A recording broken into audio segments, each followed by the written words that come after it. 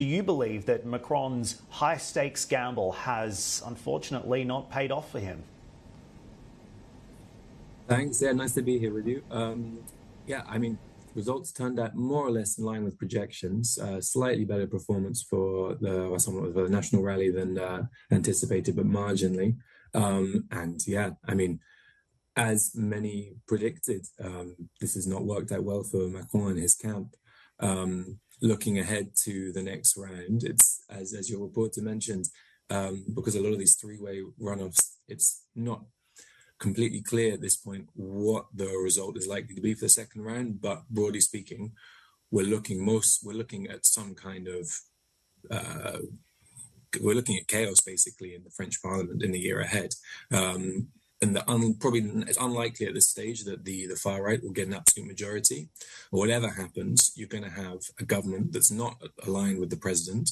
We're going to have probably quite a shaky coalition. So we're looking at a year ahead at least in France of policy uncertainty, instability, generally just uncertainty for businesses around like sort of headline policies. George, unpack that for me a little bit further. You said there's going to be chaos in the parliament. Are you talking about chaos in the sense that this cohabitation scenario where we see Bardella becoming prime minister and Macron staying on as president ultimately impacting the trajectory of policy, perhaps even impacting risk assets in France and across the broader Eurozone? Do you believe that that is an unworkable situation as it stands? So Bardella is prime minister. Thankfully, still a pretty unlikely scenario. And yes, that would be a very difficult working relationship between him and Macron. But regardless, I think the message we're trying to get across when we're talking to clients about this is because of this uncertainty that we try and work out what can we be certain about, right? And one of the key certainties is you're going to have a president and a prime minister that don't work well together, and we're going to have most likely, with far right's unlikely to get this majority, this absolute majority, by the way things are looking at the moment. But what we are going to have is, which means there's no party is going to have a full majority in parliament, and so it's going to be vulnerable to confidence votes all the time.